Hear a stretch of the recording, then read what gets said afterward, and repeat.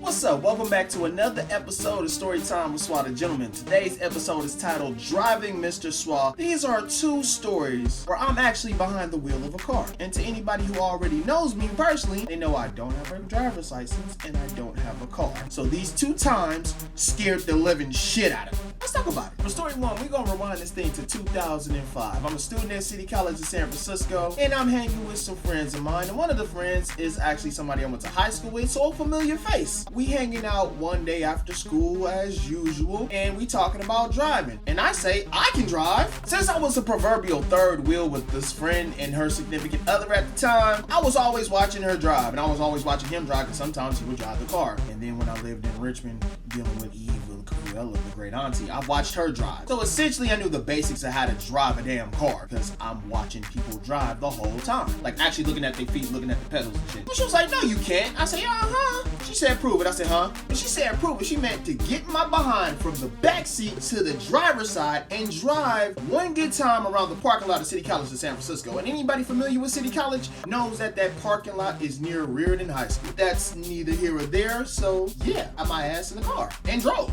The whole time, I'm fucking nervous because I got one foot on the gas and another foot on the pedal, and you're not supposed to drive like that. You're supposed to keep one foot for each pedal. That's what they told me. But anyway, I drove around the parking lot of City College and I did pretty good until this next part. One thing I forgot to add was my homegirl was sitting in the passenger seat, significant other is in the back seat. So they over here watching and monitoring me, and yeah, I'm scared as shit. I don't know what happened, but I made myself nervous, accidentally scraped the bumper onto another car. That's when we got out. I got back in the back seat and we drove off. Then when we got to the significant other's friend's house in the Sunnydale Projects in San Francisco, they looked at me. The friend came out the house that was like, what's wrong? Francois just tried to kill us. What?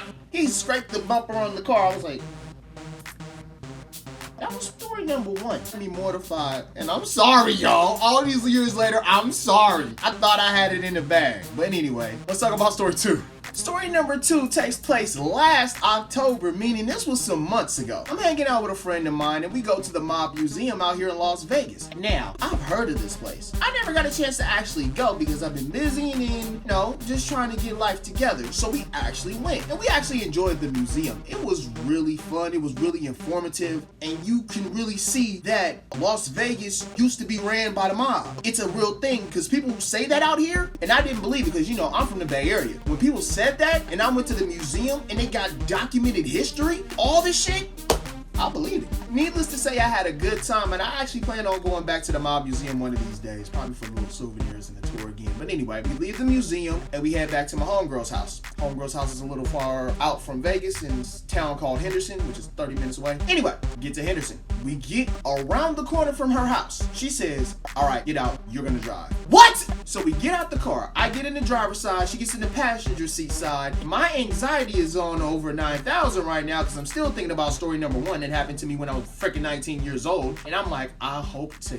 God I don't hit anything while driving. I'm driving, she's giving me instructions. I give it a little bit more gas, slammed the brakes hard a couple of times. We did a lap around where she lived, and I parked the car and did not scratch the whip. And that was the evening. These are two stories where I'm actually behind the wheel of a car, frightened as hell because I'm thinking I'm finna crash these motherfucking cars. But I'm so thankful to the friends that let me drive and get that experience. I appreciate y'all. Words of wisdom, and we wrapping this up. As I'm in my mid-30s, driving is a fairly new concept to me because I wasn't allowed the privilege or the rite of passage to go to driver's ed and drive like the rest of my friends did in high school.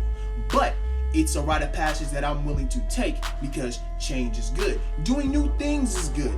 Trying new things is good. So the moral of both of these stories is, even though they were scary as hell for me to be behind the wheel of a car 2005 and back in October, I still did it.